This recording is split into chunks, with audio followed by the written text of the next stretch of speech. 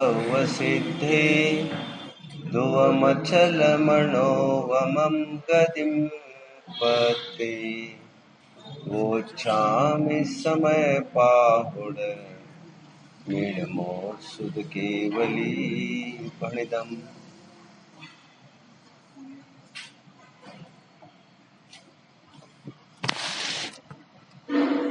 अनंत शक्तिमान जीवो,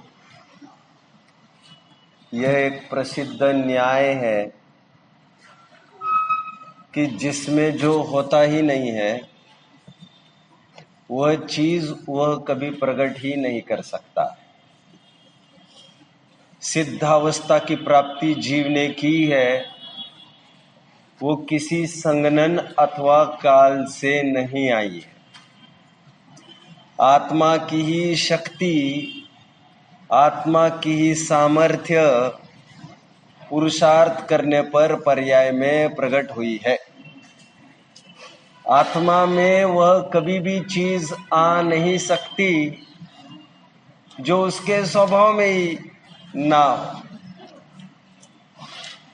मैं एक मार्मिक बात यह भी कहना चाहता हूं, जो कभी प्रसंग पाकर थोड़े दुखी होते हैं, और क्यों नहीं होंगे, सांसारी है, अपने अपनी भूमिका के अनुसार 10वें गुणस्थान तक भी दुख की मात्रा कही है। सूक्ष्म लोभ है मतलब वो दुखी है, भले ही वो बुद्धि गोचर नहीं है, ज्ञान का ज्ञेय नहीं बनता है, लेकिन 6वें गुणस्थान तक का दुख ज्ञान का ज्ञेय बनता है। संघस्थ मुनिराज का आकस्मिक जाना बन जाए तो आचार्यों को, संघस्थ मुनियों को भी थोड़ा सा कमी महसूस होती जरूर है। संज्वलन राग जो उनके होता है। खैर, मैं तो अभी ये कह रहा था, कभी प्रसंग में हमें दुख भी होता है तो किस बल पर हम स्वयं का स्थितिकरण करें। वो बल केवल इतना ही है कि क्रोध इसलिए उत्पन्न हुआ क्योंकि मेरे में क्षमता थी होने की। पुद्गल धर्म धर्म आकाश काल में तो है नहीं लेकिन इसी आत्म तत्व में ऐसी त्रिकाल सामर्थ्य बैठी है कि वो अनंत काल तक अनंत सुख अनंत सुख अनंत सुख अनंत सुख ऐसा परिणमन कर सकता है। अभी नहीं सही, लेकिन शक्ति तो लेके ही बैठे हैं ना, और वो काल पाकर ऐसा हो भी जाएगा। इसलिए थोड़ी थोड़ी बातों में जो आत्महत्या करने के लिए, छोटी छोटी बातों में, अरे छोड़ दो ये झंझट, छोड़ दो संकट, छोड़ दो अच्छे अच्छे दीक्षित भी पुनः घर का रास्ता नाप लेते हैं। मुझे एक घटना याद आ रही है, न चाहते हुए भी। अभी अभी 100 साल पहले, 150 साल पहले एक आदि सागर महाराज हुए। सुनते हैं वे दीक्षित हो गए, और दीक्षित होने के बाद उन्होंने आगम के वे वचन पढ़े जिसमें यह लिखा है कि पंचम काल के 700 करोड़ मुनिराज नरक में चले जाएंगे। अब ऑफ कोर्स मुनि मतलब मुनि भेष तो अंगीकार किया, लेकिन जैसी प्रतिज्ञा थी ऐसे तो कुछ भी निर्वाह नहीं हो सका।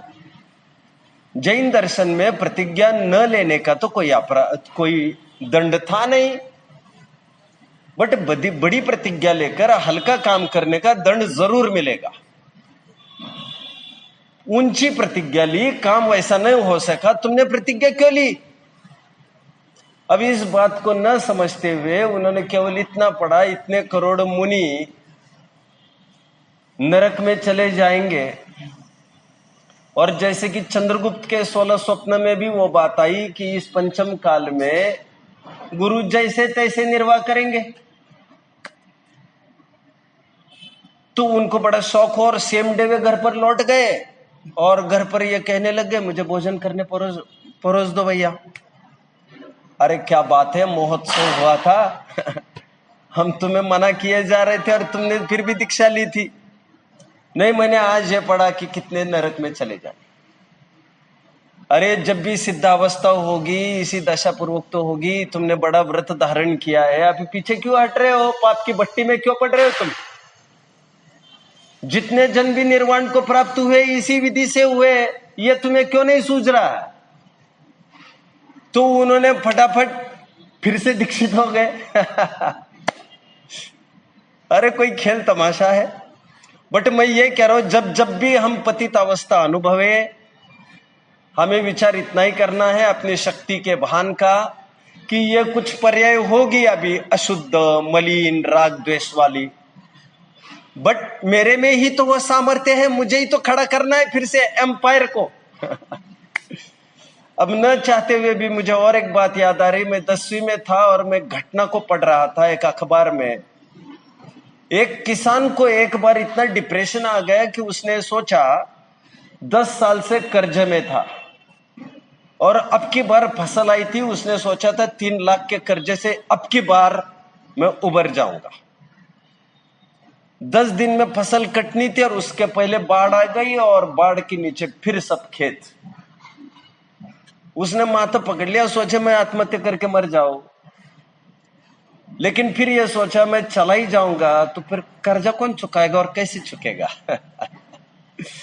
उसके लिए मुझे जिंदा रहना जरूरी है। और 10 साल उम्मीद नहीं थी, फिर भी इस साल फसल तो आ गई थी। उम्मीद पर ही आसमान टिका है, आशा पर ही आसमान टिका है। शक्ति मेरे पास है, देर सबेर व्यक्ति भी हो जाएगी। डिप्रेस होने की जरूरत नहीं है। आने वाले राग द्वेष इतने क्षणिक है। ये मेरी अनादि निधन सत्ता नहीं है। मेरी अनादि निधन सत्ता को यह चुनौती देने में समर्थ नहीं है। उभरने के अवसर फिर बनेंगे, फिर बनेंगे और फिर बनेंगे। मैंने पहले दिन और एक बात कही थी,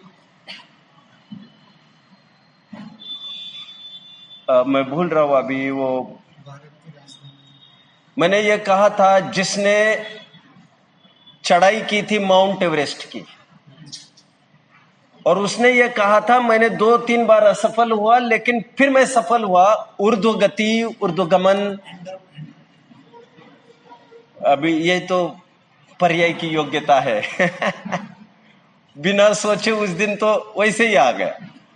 अभी थोड़ी देर बाद आएगा जब काम का नहीं रहेगा। लेकिन इन छोटी मोटी बातों से मैंने तय किया है, मैं तो दुखी नहीं रहूं।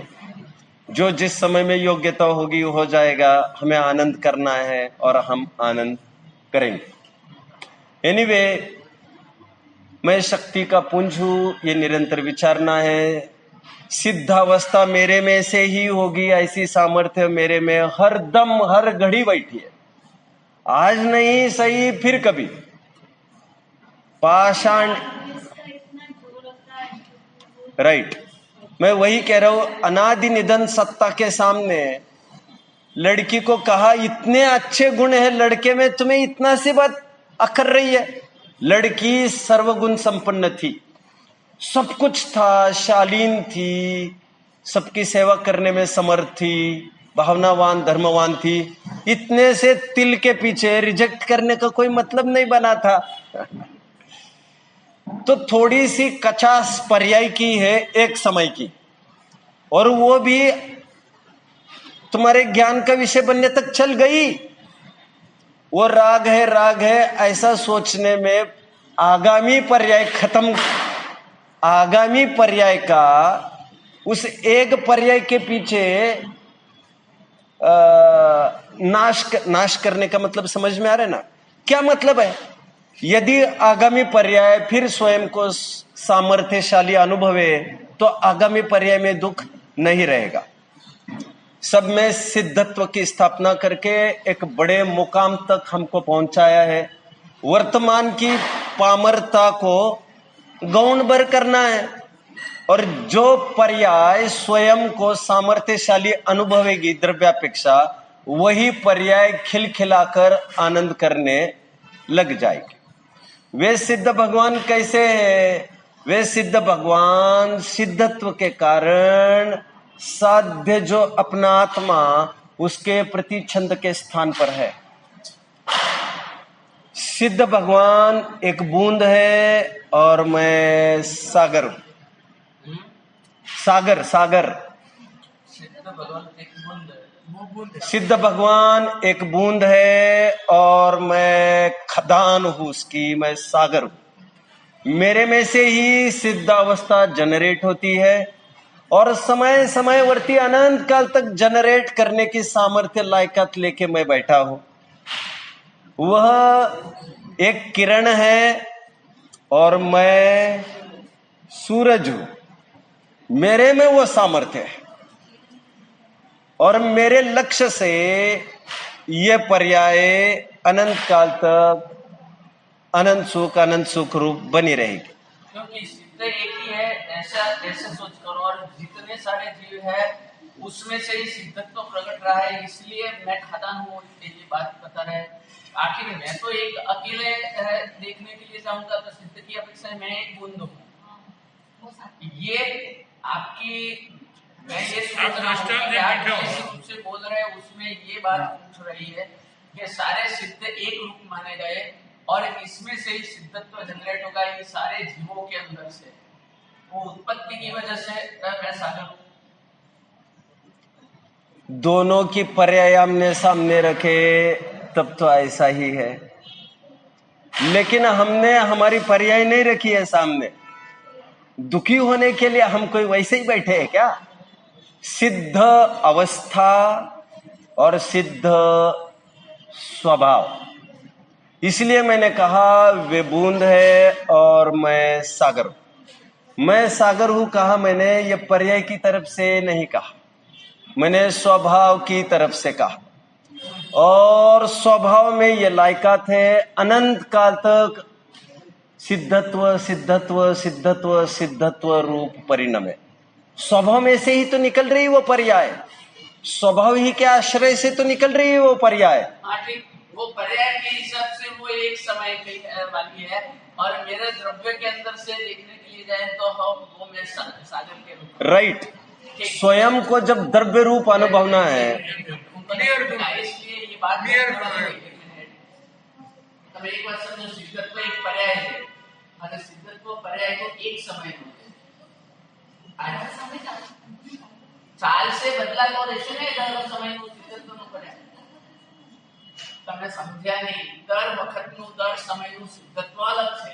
આ સમયનું સિદ્ધત્વ પછીના સમયનું તો સિદ્ધત્વ તો એક સમયની પર્યાય છે। મારી અંદરમાં સિદ્ધત્વનો પર્યાય નથી જાગ્યો, પણ સિદ્ધત્વનો સ્વભાવ મારી અંદરમાં છે કે હું સમંદર છું।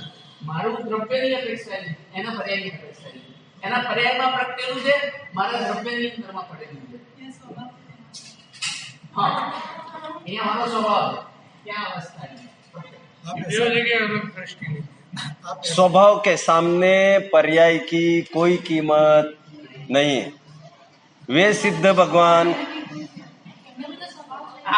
उनके स्वभाव के लिए देखने जाएंगे तो फिर तो एक वो पर्याय मुझे देखकर पैदा हुई है, मुझे। जब तक आपको ये राज्य पद का भान नहीं होगा तब तक आपको वर्तमान में कभी भी सुख उत्पन्न नहीं हो सकता। श्रीमद राजचंद्र जी का एक प्रसिद्ध बोल है, हु बीजू महावीर छु एम मने आत्मानुभव वड़े जनाय छे। मैं महावीर से, और श्रीमद जी तो थोड़ी छोटी बात बोल गए, मैं दूसरा महावीर हूं, बट मैं महावीर दूसरा क्या बात है इसमें। मैं मेरे लिए सब कुछ हूं। और वे सिद्ध भगवान भी जो पर्याय में व्यक्त हुए हैं, उनको महिमा भी अपने पर्याय की नहीं, उनको महिमा अपने स्वभाव की है। तब जाकर पर्याय में सिद्ध सिद्ध सिद्ध अवस्था डेवलप होती है।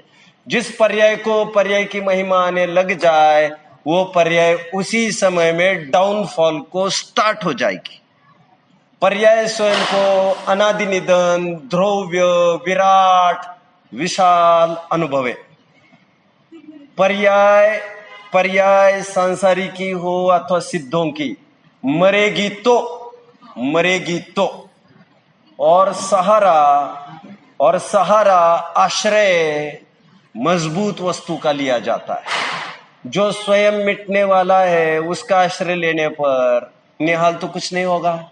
एक प्रसिद्ध उदाहरण दिया जाता है विद्वत समाज में।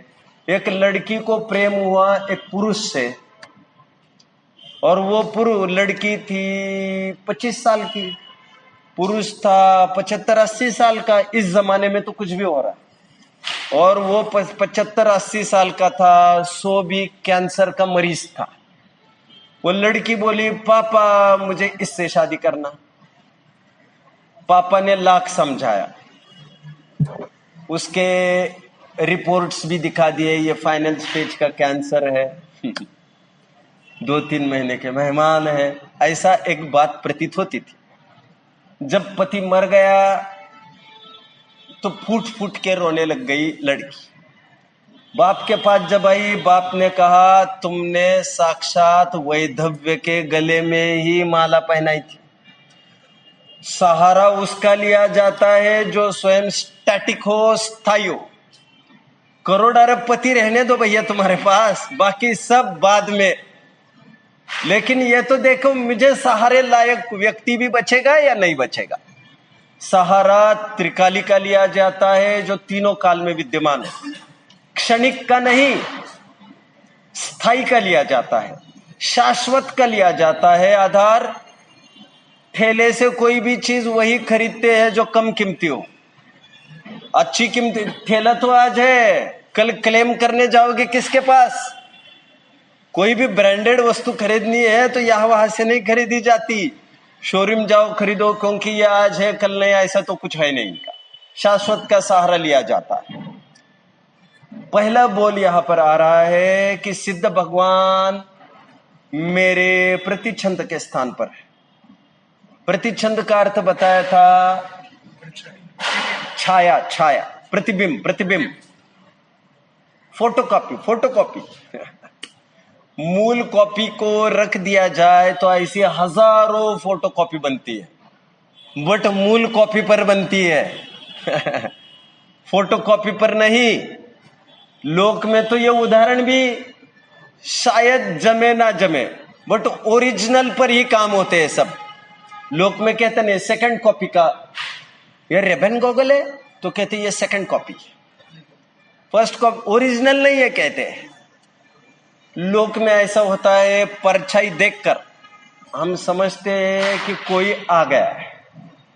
परछाई को देखकर, प्रतिच्छंद को देखकर मूल वस्तु का अनुमान हो जाता है।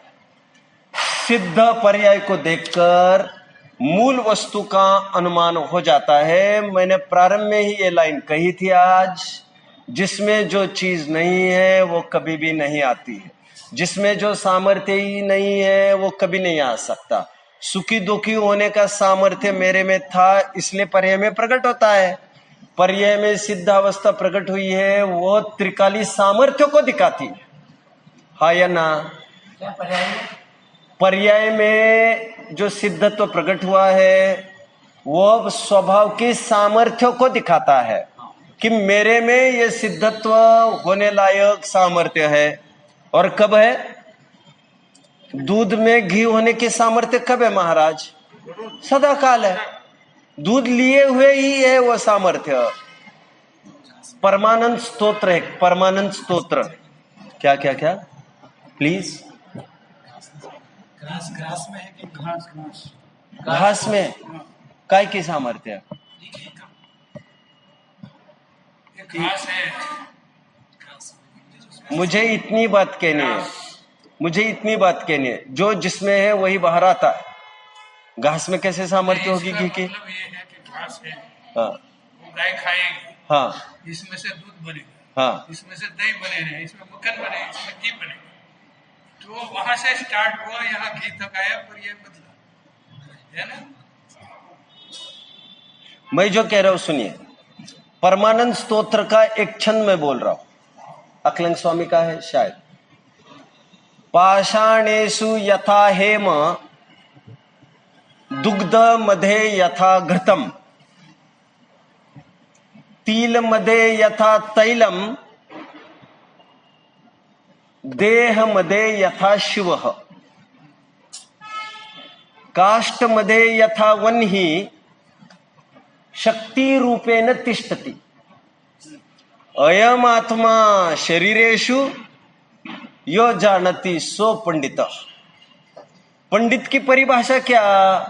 जो ये जानता है कि नहीं दूध में घी अब भी है, अब भी डॉक्टर ने कहा रोज आपको घी खाना है, हम क्या करते हैं? दूध ज्यादा मंगा लेते हैं। दूध में घी होने की सामर्थ्य है। दूध में जो अभी घी देखता है वही प्रक्रिया करेगा और पर्याय में भी घी पैदा होगा।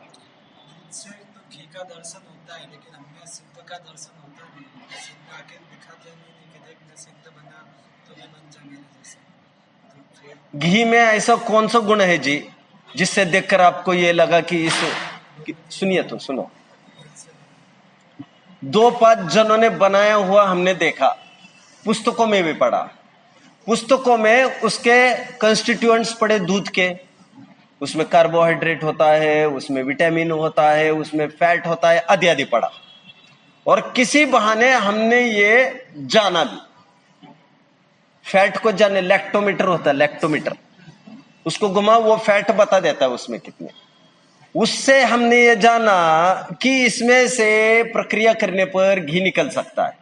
अभी आपका ये प्रश्न है कि सिद्धों को देखकर कैसे निर्णय करे कि मेरे में यह सामर्थ्य है। वैसे सिद्ध भगवान साम व्यवहारिक प्रत्यक्ष का तो विषय नहीं है, उसको तो किसी को भी नहीं है। परोक्ष का विषय तो है ही। अनुमान से हमने यह जाना कि जो कंप्लीट स्टेट को प्राप्त हुए उसे सिद्ध भगवान कहते हैं। जो ज्ञान की चरम सीमा को प्राप्त, दर्शन की चरम सीमा को प्राप्त, सुख की चरम सीमा को प्राप्त, हमने वैसा वहां जानकर ऐसा जाना कि वो उनके द्रव्य में से ही निकला होना चाहिए, बाहर से तो कभी कोई चीज आती नहीं है। हाँ या ना?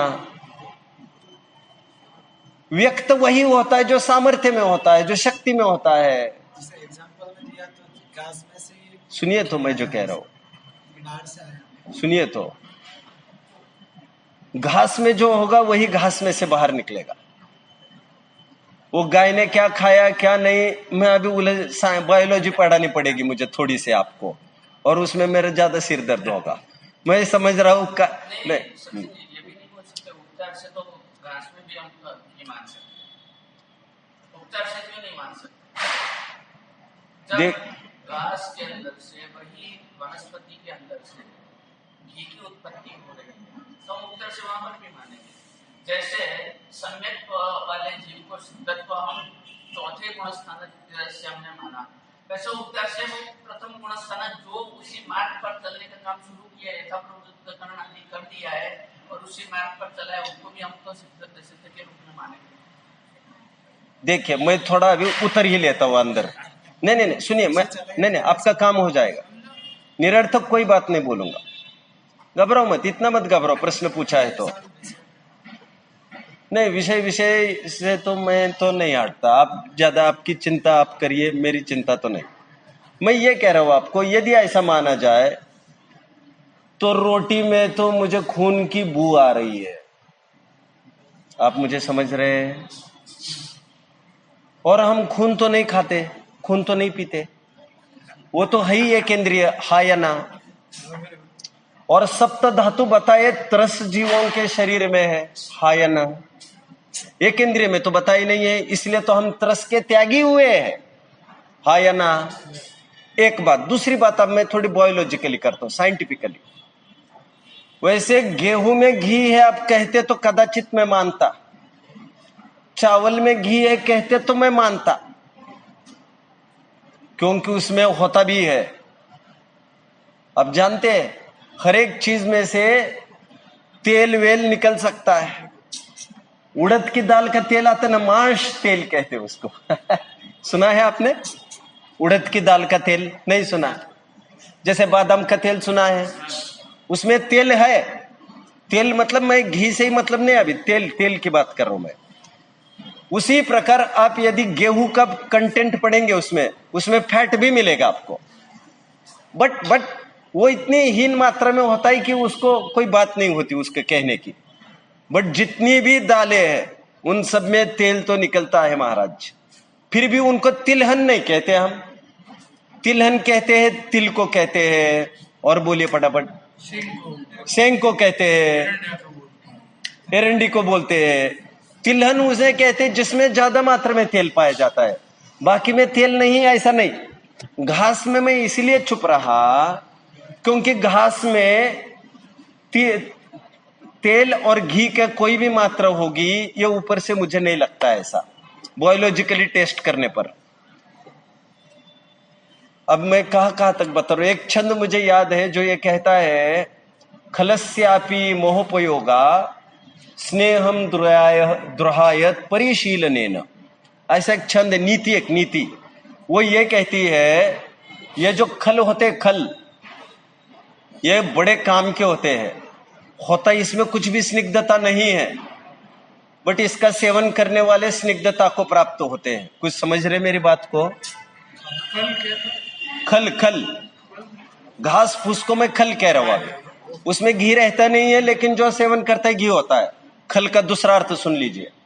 मैं जो बोल रहा हूं आपके जीवन में किसी न किसी प्रकार से कारगर जरूर होगा। खल का दूसरा अर्थ होता है दुर्जन। खल के दो अर्थ किए मैंने। खल को इंग्लिश में कहेंगे ऑयल केक, खली, खली कहते ना, खली। अब गुजराती छे ना, बोले ना फिर।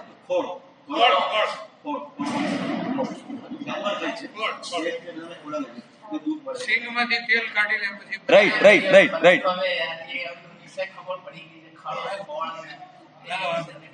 उसे कहते खली, खली। खली उसे कहते हैं जिसमें तेल घी का अंश नहीं होता, लेकिन इतने काम के है ये खल कि उसका सेवन करो और खूब घी निकल जाता है। नीति समझ में आई? सिद्धांत क्या बोल रहे हैं? ये खल मतलब ये दुर्जन बड़े काम के हैं, इसमें स्नेह बिल्कुल नहीं होता। स्नेह मतलब यहां पर प्रेम, इनको अपने प्रति कोई प्रेम नहीं, दुर्जन। लेकिन ये बड़े काम के हैं। हिंग लगे ना फिटकरी, पानी लगे ना साबुना, निर्मल करे स्वभाव। क्या है वो नीति? दुर्जन ये राखिए अंगन कुटी छपाए, बिन बानी बिन साबुना निर्मल करे स्वभाव। नहीं समझे महाराज जी? दुर्जन बड़े काम के होते हैं, उनको नजदीक रखना चाहिए। क्यों? वो अपनी कमियां निकालते हैं। निंदक नियरे राखिए अंगन कुटी छपाए। मराठी के क्या होते? निंदक असावे, निंदकाचे घर असावे शेजारी। Anyway, come back. गुजराती में बहुत सारी भाषा है, अभी मैं भाषा ही कहा। हाँ, निंदा हमारी जो करे, मित्र हमारा होए, बड़ा साबुन लेके गांठ का मैल हमारा धोए। बराबर, मजा आ गया। आगे सुनिए। अभी पहला बोल क्या चल रहा है? सिद्ध भगवान, सिद्धत्व के कारण साध्य जो आत्मा उसके प्रतिछंद के स्थान पर है। साध्य क्या है? वो तो ये बात मतलब पहले अपने को तो वो देखने का है। प्रायोगिक लब्धि अभी हमको तो उनसे लेना देना है यार। नहीं महाराज जी, देखो मैंने दोपहर में भी इस बात को स्पष्ट किया है। शायद आप गए थे कि थे, मुझे याद नहीं। थे। पर इसका स्पष्ट करना नहीं, हमको तो उसी से लेना देना है, क्योंकि ये नहीं देखो, ये काम बन जाएगा तो फिर आगे वाला सब काम बनेगा। नहीं, मैं सुबह भी इस बात को कह रहा था। वस्तु का ज्ञान, देखो ध्यान की परिभाषा ग्रंथों में क्या की है मैं बताता हूं। ज्ञान की निरंतरता ही ध्यान है। क्या कहा मैंने? इसलिए ध्यान को कथनचित ज्ञान की पर्याय कहा है। स्थिर हुआ ज्ञान ही प्रत्याख्यान है। 34वीं गाथा का भावार्थ घर पर जाकर। मैं क्या कह रहा हूं, ध्यान से सुनिए। एक समय में हुआ ज्ञान और दूसरे तीसरे, मैं मतलब की बात कह रहा हूं, सब ध्यान से सुनिए महाराज जी। हमने कहा इस बच्चे का, इस घड़ी का ध्यान रखना, मैं अभी आ रहा हूं। इसका मतलब क्या हुआ? ऐसा देखना और तीसरी तरफ देखना, ऐसा नहीं। जानना और जानते रहना। जानना वो ज्ञान, जानते रहना वो ध्यान। हा या ना महाराज जी? हमने कहा दूध का ध्यान रखो, मैं अब भी आ रहा हूं। अभी वैसा ध्यान की बात नहीं कर रहा हूं, उफन गया और तुमने तो कहा था ध्यान ही रखना है।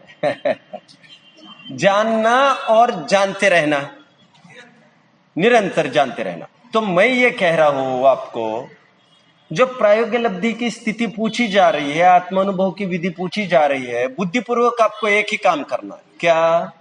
आपको ज्ञान करना है आत्मा का, जिससे आपको महिमा है। आपको संयुक्त आत्मा का ज्ञान तो अनादिकाल से परिचित है ही। संयुक्त आत्मा मतलब इसे भी आत्मा कहते ही है ना, व्यवहार से, हाँ या ना। आपको अमूर्तिक आत्मा का, निश्चय नय के विषयभूत आत्मा का ज्ञान करना है। निश्चय नय समझ में आ रहा है? यथार्थ में जो आत्मा है, यथार्थ का निरूपण निश्चय नय करता है, व्यवहार नय उपचार का निरूपण करता है। आपको ज्ञान करना है आत्मा का, और महिमा आने के बाद बारंबार उसका जानना होगा। जो बारंबार जानना होगा, निरंतर ज्ञान का गेय बनता रहेगा, वही ध्यान संज्ञा को पाएगा, वही आत्म ध्यान को प्राप्त होगा। ये मैंने अभी ज्ञान ध्यान की टोन में कहा। मैं थोड़ी देर पहले ये कह रहा था पूर्व सत्र में कि आत्मा की महिमा आई। मैं पूछ रहा था आपको, ये प्रेम कब हुआ का कोई टाइमिंग थोड़ी होता है। प्रोसेस इतना ही है, राम के प्रति प्रेम जनरेट करना है सीता को, तो राम का महिमा मंडन किया जाए, और उसके दिमाग में ये बैठे कि हाँ ये सब अतिशयकारी चीज है। यह सब होने के बाद अपने आप मनोमिलन होता है, प्रेम होता है। आत्मा के जब अमूर्तिक आदि गुण जानते हैं तो सहजता में उसका बहुमान आने लगता है। बहुमान आने पर उसी का मंथन विचार होता है, कितने ही परीक्षा करता है, ऐसा माने तो क्या दिक्कत, ऐसा न माने तो क्या दिक्कत, कई तर्क युक्ति से उसी बात को पुष्ट करता है। इस घोलन मनन पूर्वक अपने आप सम्यक दर्शन की प्राप्ति होती है। आपको बुद्धि पूर्वक करना है आत्मा का ज्ञान, समग्र आत्मा का ज्ञान, द्रव्य का ज्ञान, पर्याय का ज्ञान। जो यहां से कराया जा रहा है, कहा जा रहा है, जो सिद्ध पर्याय होगी वो मुझ में से पैदा होगी। और सिद्ध, पहले तो सिद्धों की महिमा आए हमें। ऐसा कभी हो नहीं सकता कि खाने की भी महिमा आ रही है और सिद्धों की भी महिमा आ रही है, ऐसा कभी नहीं होता। जो खाने से ऊब जाए, जो खाने में परेशानी महसूस करे, जो खाने में पराधीनता महसूस करे, उसे बहुमान आ सकता है अनशनपने का। सिद्ध मतलब क्या? सिद्ध मतलब केवल अमूर्तिकपना नहीं। जहां भूख प्यास का काम नहीं है, सर्दी और जुकाम नहीं है, सबसे सुंदर मेरा धाम क्या है? ज्ञाता दृष्टा मेरा नाम, क्या है वो? शुद्धात्म है मेरा नाम, मात्र जानना मेरा काम। एक भजन आता है जिसके मैं लाइंस कह रहा हूं। तो सिद्धों की महिमा इस कदर आनी चाहिए। कुछ समझ रहे मेरी बात को? देखो, हमें एक रोग उत्पन्न हुआ, हम रोग के अभाव का उपाय विचारते हैं, वो तो डॉक्टर कर जाएगा। रोग ठीक हुआ, हम सुखी अनुभव होने लग गए। ऐसा नहीं। यदि शरीर होगा तो रोग की संभावना तो बनी ही रहेगी। और हमारे ग्रंथ कहते हैं एक शरीर में कितने रोम है, और जिसमें बताया गया है कि 5 करोड़ कुछ, और इतने एक में 96 हजार रोग होने की सामर्थ्य है। क्या कहा मैंने? कुछ समझ रहे मेरी बात को? मतलब करोड़, मतलब शरीर व्याधि मंदिरम, शरीर व्याधि मंदिरम अकलंग स्वामी का सूत्र है। शिरियंते इति शरीर, शरीर की परिभाषा जीव कांड में बताइए। मतलब भैया जो सड़ता गलता है उसी को शरीर कहते हैं। तो अभी तुम कौन सी नई शिकायत लेके आए हो यहां पर? जो जीर्ण शीर्ण हो सकता है उसी को शरीर कहते हैं। मैं तो कई दफे कह चुका हूं, उर्दू में तो शरीर को कहते ही बदमाश है। अब तुम क्या चाहते हो? रोग का अभाव? नहीं। ज्ञानी धर्मात्मा चाहते हैं जड़ मूल से वो चीज उखड़नी चाहिए, ना रोग रहेगा ना रोग की कोई संभावना है। कितने जन फॉलो कर रहे हैं मुझे? एक चाणक्य था जिसकी मैं चर्चा थोड़ी देर पहले कर रहा था पूर्व सत्र में। चाणक्य को एक कांटा ही तो लगा था। महाराज जी क्या लगा था? फिर उन्होंने क्या किया? उन्होंने केवल इतना ही नहीं, अब मैं नीचे देखकर चलूंगा, ये बात नहीं। अभी उन्होंने उसको जड़ सहित खोद डाला। उन्होंने किया था कि नहीं किया था वे ही जाने, अथवा भगवान जाने, मैं तो मेरा काम निकाल रहा हूं। उन्होंने जड़ से उसको उखाड़ दिया और फिर ऐसे कुछ फ्लूइड भी डाल दिए उसमें, छाछ वाछ, मैं उलझना नहीं चाहता, जिससे फिर से यह अंकुरित ही ना हो। सज्जन लोग तात्कालिक समाधान नहीं चाहते, सज्जन लोग स्थायी समाधान चाहते।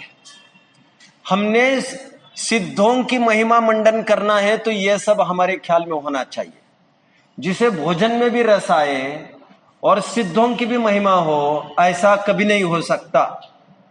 मजबूरी में भोजन करना पड़ सके बात अलग है, मजबूरी में कपड़ा पहनना पड़ सके बात अलग है, मजबूरी में चश्मा पहनना पड़ सके बात अलग है, मजबूरी में शादी करनी पड़ सके बात अलग है, मजबूरी में घर में रहना पड़े बात अलग है। बट जिसको घर में रहना अच्छा लगता है, जिसको कपड़ों में रहना अच्छा लगता है, बीवी बच्चों के बीच में रहना जिसे अच्छा लगता है, वो कभी भी एक म्यान में दो तलवारें नहीं रह सकती। तो उसको पहले ख्याल में आए कि ये पराधीनता है। सिद्धत्व की महिमा आने पर आत्म तत्व की महिमा जरूर आएगी। क्यों? क्योंकि वो तो खदान है। आप समझ रहे हैं? जिसे पेड़े अच्छे लगते हैं, पेड़े की महिमा आती है, उसको किसकी महिमा आएगी? दूध की आएगी, उसी में से बनता है। तो मैं ये कह रहा हूं आपको, प्रोसेस बता रहा हूं, प्रोसेस। सिद्धों की महिमा आने के लिए आपको जरूरी है यह पता चले कि सिद्धों में ऐसी क्या खासियत है जिसको लेकर हम रोजाना और प्रतिपल हम उनको नमस्कार करते रहते। ऐसा क्या है उनके पास? तो अभी सोचना पड़ेगा कि यहां, मतलब मैं हमेशा ही कहता रहा हूं कि भगवान भी अच्छे लगते हैं और परिग्रह भी अच्छा लगता है। यह भगवान के प्रति सच्चा प्रेम नहीं है तुम्हारा, क्योंकि भगवान का स्वरूप ही अपरिग्रही है। तुम अपरिग्रह भी आज तक भगवान को भी चाहते रहे, अपरिग्रही है भगवान ये भी समझते रहे, और परिग्रह में आकर्षण भी बना रहा, तो सच मानिए तुम्हें भगवान के प्रति भक्ति नहीं आई। अब स्टेप समझे आत्मानुभूति के। सबसे पहले आपको सिद्धों की महिमा आनी चाहिए, स्टेप 1। स्टेप 2, सिद्ध जहां से निकले ऐसे त्रिकाली की महिमा आएगी उसके बाद, और त्रिकाली की महिमा आने पर ही आपको आत्म ध्यान के अवसर खुल जाएंगे। हाँ, अरे रे रे रे साध्वी जी, त्रिकाली शब्द तो मैं 50 बार प्रयोग कर चुका और अभी पूछ रहे ना। देखो, पर्याय है तात्कालिक, क्षणिक, और द्रव्य स्वभाव है त्रिकाली, जो कल भी था, आज भी है, कल भी रहेगा। मुझे यह कहना है, यह आज पूछा प्रश्न आपने 50 दफे रिपीट करने के बाद, ये पहले बार पूछ लेते तो मुझे अच्छा लगता। त्रिकाली मतलब एक प्रकार से अकाली, एक अकाली दल होता है, जानते हैं आप? अकाली दल सिखों में एक निरंकारी है, एक अकाली। अकाली मतलब क्या मालूम? सच्चा अकाली तो हम है यार, इसका कोई काल नहीं है, जो काल से बाधित नहीं होता, वो है अकाली दल। तो त्रिकाली कहो या अकाली कहो, मैं किसी डेफिनेट पीरियड का नहीं हूं, क्योंकि सबका अपना एक टाइम आता है और फिर टाइम जाने के बाद उनकी टॉय टॉय हो जाए। तीर्थंकर पद भी कभी ना कभी चला जाएगा। एनीवे, पहले क्या करे? आत्मानुभूति का उपाय बोलिए। सिद्ध की महिमा में इंक्लूड हो जाएगा त्रिकाली की महिमा। बिल्कुल सही बोले आप, लेकिन थोड़ी देर पहले आप ही पूछ रहे थे मुझे कि सिद्धों की महिमा आने पर यह हम कैसे जाने कि यह मेरा स्वभाव है। उसको भी मैं बताने वाला हूं, लेकिन आप अभी बोल गए, मुझे अच्छा लगा। सिद्ध की महिमा चेंज करनी। हाँ, सिद्धों, मैं वही तो प्रोसेस बता रहा हूं। सुनो, सिद्धों की महिमा आना तो जरूरी है। आचार्य उपाध्याय साधु की सुनिए। सिद्धों की महिमा भी कब आएगी? जब मेरी महिमा ज्ञात होगी ना, तब मेरे को सिद्धों की महिमा वास्तव में ज्ञात होगी। एक मिनट। यदि मैंने अपने को ही नहीं जाना और मैंने सिद्ध को जाना, तो ये तो बहुत बड़ी गलती है। तो सिद्धियों को जान ही तूने कैसा कि तूने अपने आप को नहीं जाना, वही स्वरूप शाश्वती स्वरूप वाला वो व्यक्ति बैठा हुआ है, उनको तू जानेगा कैसे? तूने अपने आप को नहीं जाना है तो। देखो महाराज जी, ये तो परस्पराश्रित कथन है। आप कभी ये कह सकते हो सिद्धों की महिमा उसी को आ सकती जिसको अपनी महिमा आती है। हाँ, कभी ये कह सकते हो इससे अपनी महिमा उसको आ सकती है जिससे सिद्धों की महिमा आती है। ये बोल सकते हैं, लेकिन ये बात की बात है। पहले तो यही होगा कि मेरे को मेरा स्वरूप का अनुभव होगा, मैंने अपने आप को जाना होगा, तो वही सिद्धों का सच्चा महिमा जगेगा, अन्यथा जग ही नहीं सकता है। अनादिकाल से देखो, मैं अभी दीपावली के दिन वहां पर था, मैं एक बात कह रहा था वहां पर, मैंने प्रवचन में ये बोला वहां पर, विद्वज्जन विजानाति विद्वज्जन परिश्रमम, वंध्या किम जानाति महती प्रसव वेदनाम। दीपावली मनाने का हकदार कौन, ये उस दिन मैं बोल रहा था वहां पर, आपके बीच में नहीं। दीपावली का अर्घ्य वही चढ़ा सकता है जिसने अपना रस चखा है। इसी टोन में मैं वहां पर उस दिन बोला, जिसकी ना फटी हो बिबाई वो क्या जाने पीर पराई। कुछ समझ रहे मेरी बात को? ये कहावत है, कहावत। बिबाई बिबाई, एड़ी फटना, एड़ी एड़ी, टाच टाच। एड़ी फटती है ना ठंड के दिनों में, तो वो टोच पर चलने लगता है, वो नीचे पैर नहीं चिपकाता। लेकिन दूसरे आदमी जब जब भी उसको देखते उसको कहते क्या हुआ तुम्हें? कहते एड़ी फटी। क्या हुआ?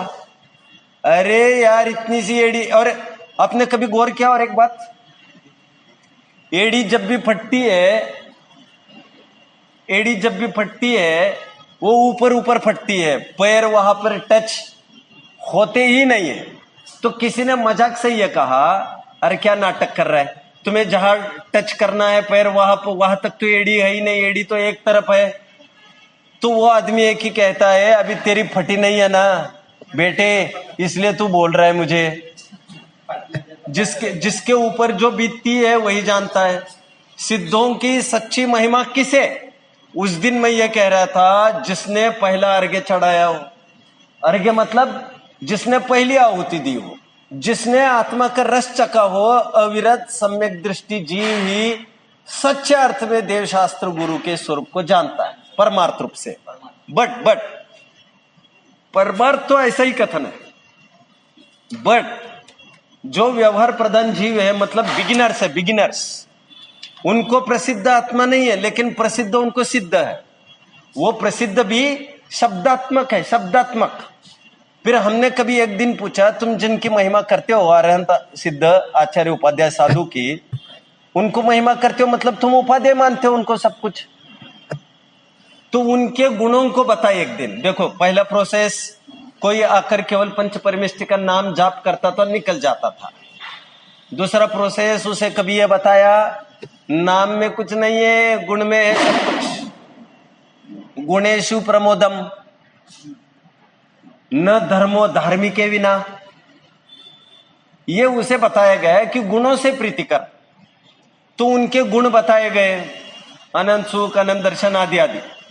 तो उसको महिमा और सिद्धों की महिमा लाने के लिए बताया गया, उनको भोजन की जरूरत नहीं पड़ती, उनको अनाथ नहीं होते, विधवा नहीं होते, विधुर नहीं होते, उनको मरण नहीं होता, यह सब कोई झमेला नहीं चाहिए। तो वो शाश्वत पद है जिसमें ज्ञान आदि गुण का प्रकर्ष हुआ है और दुर्गुणों का अभाव हुआ है। यह सेकंड स्टेप में उसको बताया जाता है। पहली स्टेप शब्द रूप ज्ञान कराया, तो उसको ब्लैकमेल ये किया गया, तुम रोजे पढ़ोगे तो तुम्हारी बरकत होती, लक्ष्मी होगी, फटाफट ये होगा वो होगा, ये ब्लैकमेल किया है हमने उसको। महाराज जय हाय ना, ये तो किसी भी धर्म में जाकर खड़े हो जाओ तुम, वो तो वो कहे तुम ये करोगे तो अच्छा होगा, ये ब्लैकमेल कराया गया केवल। लेकिन जब हम वैज्ञानिक बनते हैं, क्या क्या बात है, नहीं नहीं ठीक है, बिगड़ेगा तो नहीं बच्चा, क्या सोच रहे हैं? ये क्या है कि जो नए नए जीव है ना उसके हाँ। दिमाग में ये दूसरी बात घुस जाती है। ओ। श्रद्धा लाने का पहला स्टेप है। વ્યવહાર સમજો सुनो, હા, એટલે એ મને વાંધો નથી એટલે જ મેં તને લેવા દીધું देखो, લેકિन वो पंच परमेष्ठ को भजना इज नॉट ए बिजनेस, यह सौदेबाजी नहीं है। इसलिए मैं हमेशा कहता हूं हमारे जिनालय शिक्षालय है, भिक्षालय नहीं है। यहां पर मांगने के लिए नहीं आया जाता, सीखने के लिए आया जाता है। आर्ट ऑफ लिविंग सीखा जाता है कि बिना बीवी बच्चों के भी सुखी रहा जा सकता है। और ये तो मजबूरी है, शरीर है इनका। सिद्धों का मतलब कुछ हो तो नहीं सकता ना, मतलब। लेकिन परमार्थ बात तो यह है भैया, बीवी बच्चे भोजन पान रोटी कपड़ा मकान तो बहुत दूर, लेकिन बिना शरीर के भी रहा जाता है। यह कंसेप्ट दिमाग में धड़कना चाहिए पहले।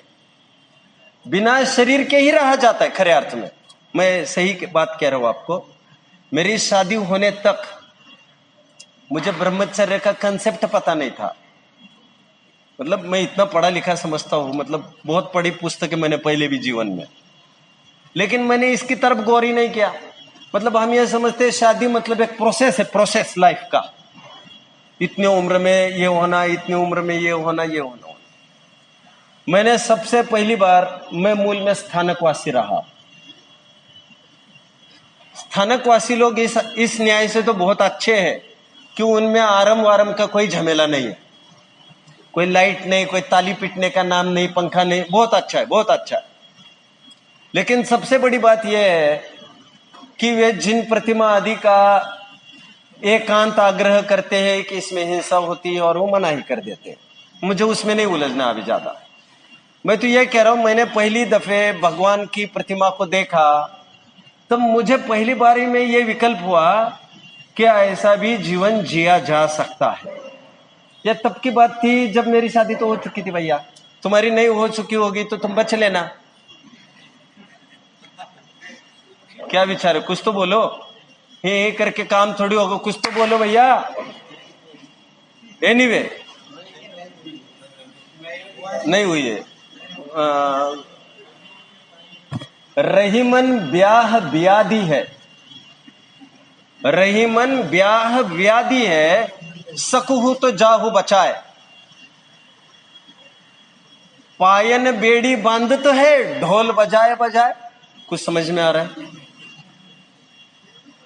विवाह रहती है कई बार। ढोल बजा बजा के अपने बंधन को मना रहा है। यह बेवकूफी तो मैंने पहली दफे देखी है। रहीमन बोल रहे, एक हल्दी का रस्म होती है, जानते हैं? हल्दी की रस्म होती है। जगत में जख्म, महाराज, व्याधि है। रहीमन ब्याह व्याधि है।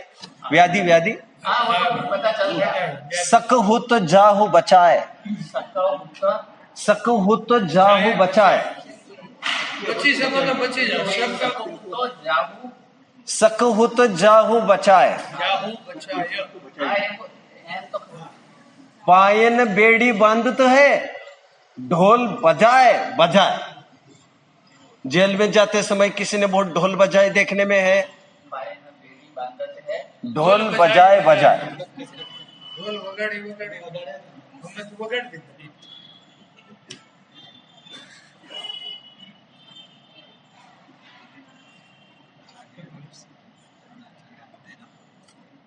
मैं ये, हाँ, क्या हल्दी की रस्म? पंकज भाई, आपकी हल्दी की रस्म तो हुई होगी। लोक में जब जख्म होती है तब हल्दी लगाते हैं। और પહેલે લગાડી દે समझ गए, मैं ज्यादा बोलने की जरूरत नहीं। एनीवे, मैं तो इतना ही कहना चाह रहा हूं आपको, पंच परमेष्ठी के साथ सौदेबाजी तो नहीं हुआ करती। मुझे धन मिल जाए, मुझे बीवी बच्चे मिल जाए, इसलिए भगवान के दरवाजे पर आया नहीं जाता। यह जैनेतर धर्म नहीं है जहां पर कुछ देने के आश्वासन दिए जाते। यहां पर सबसे ऊंची चीज दी जाती है। यहाँ पर तो ये मांग करो तुम जाकर मेरा घर बस जाए नहीं, भगवान मेरा घर उजड़ जाए, मेरा घर उजड़ जाए। भावना तो ये भाई जाती है, उन्होंने अपने उजाड़े हैं और बाहर के घर उजड़े बिना अपना घर बसता भी नहीं है। आप समझ रहे हैं मेरी बात को? मैं एक बात कहता रहा हूं, चरणान योग में घर में रहना अपराध है। निकलो मुनि बनो, दम है तो बाहर निकलो, कब तक लिपटे रहो? चरणान योग में घर में रहना अपराध बताया है, लेकिन अध्यात्म में घर से बाहर रहना अपराध है। इस स्यादवाद को समझते आना चाहिए। એ ચરણ કરનાનું પૂરા બોલે. अरे एक मिनट, चरणानुयोग ये ચરણાનું हाँ, चरणानुयोग में आपके पापा मेरे साथ झगड़ेंगे तो नहीं ना आकर? अब मेरा बच्चा वो कहेंगे बिगड़ दिया, वो शादी मना कर रहा है करने की, ऐसा तो नहीं होगा। योग से घर में रहना अपराध है, मगर और अध्यात्म में घर से बाहर रहना अपराध। घर से बाहर रहने का तात्पर्य आत्मिक सुख, आत्मोपलब्धि, सम्यक दर्शन, ज्ञान चारित्र। और आज तक बाहरी भटकते रहे, अपने घर में लौट कर ही नहीं आए। एनीवे,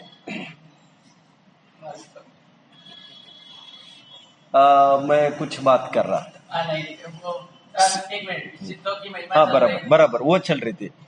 महाराज जी और मेरे में जुगलबंदी इस बात की चल रही थी थोड़ी देर पहले कि अपनी महिमा पूर्वक सिद्धों की महिमा या सिद्धों की महिमा पूर्वक अपनी महिमा, मांझरा क्या है? और दोनों कथन आगम के, दोनों कथन आगम के, और ज्यादा कथन मेरे पाले में आने वाला है, क्योंकि आगम में व्यवहार प्रधान कथन ज्यादा होते हैं। व्यवहार प्रधान कथन ज्यादा होते ग्रंथों में, क्योंकि आम जन आम ही रहते हैं। अध्यात्म की चर्चा बहुत नहीं के बराबर होती है ग्रंथों में। तो प्रारंभ जीव में यही, जैसे बड़े हुए आत्मा का ज्ञान नहीं कराया हमारे माँ बाप ने हमको, बेटा नमोकार मंत्र बोलो काम हो जाएगा। 45 दिन का बच्चा हुआ तो उसको 8 मूल गुण की रस्म में उसके कान में आत्मा आत्मा आत्मा नहीं बोला गया, पंच परमेष्टि बोले गए। हाँ ना, ऐसा होता होगा ना रस्म यहाँ पर भी 45 दिनों में होता। अपनी महिमा कैसे आए उसके मैं स्टेप्स बता रहा हूं। आप अपनी महिमा आने के लिए सबसे पहले पहले तो शब्द ज्ञान हुआ पंच परमेष्टि का। अभी मैं सिद्धों की बात कर रहा हूं। फिर सेकंड स्टेप, शब्द से प्रेम छोड़ो, गुणों से प्रीति करे, गुणों से। और गुणों में यह बताया गया सिद्धों का कभी वियोग नहीं होगा, वे कभी अनाथ नहीं होंगे, कभी विधवा नहीं होंगे, कभी विदुर नहीं होंगे, उनके कभी रोग के भी अवसर नहीं है। यहाँ पर तो एक गया और दूसरा आकर बैठ गया, मेंढकों को तोलने जैसी बात है। यहाँ पर सिद्धों का हर प्रकार से महिमा मंडन कराया। सिद्धों की महिमा आने पर फिर यह बताया गया, यह जो घी की महिमा आ रही ना तुम्हें, यह सब महिमा वो दूध की है। एक गाय तुम भी अपने घर पर पाल सकते हो, तुम भी एंजॉय कर सकते हो, रोज मेरे दरवाजे पर आने की जरूरत नहीं है। मैं एक आपको घटना सुनाता हूं। मैं एक बार एक नर्सरी में गया। नर्सरी समझ गए महाराज जी? अरे बाल मंदिर नहीं है देखो,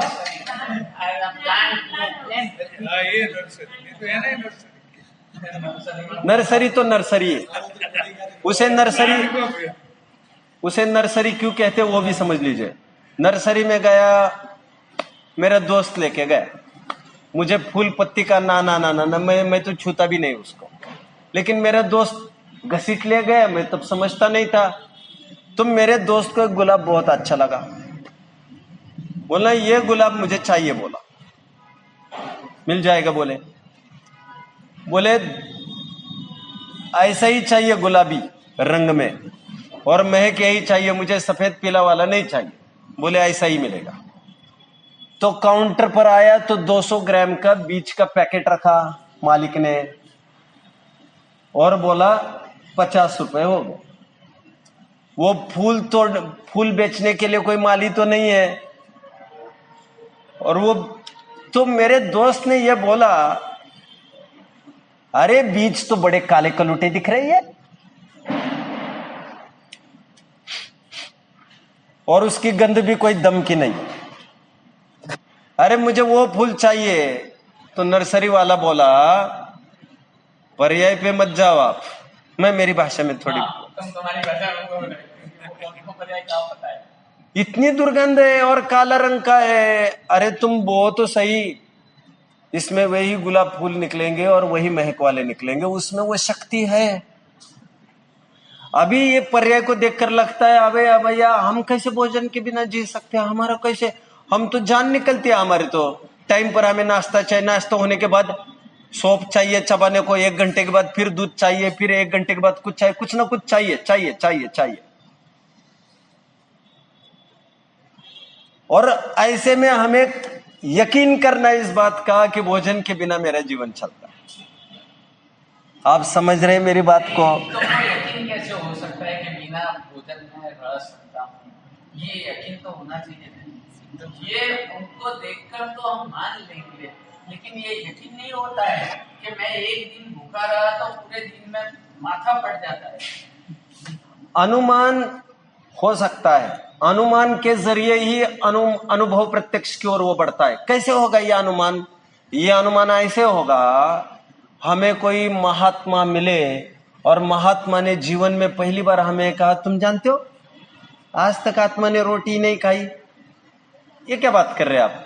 आत्मा ने खाई नहीं तो फिर लाखों क्विंटल अनाज जा कहा रहा है साहब?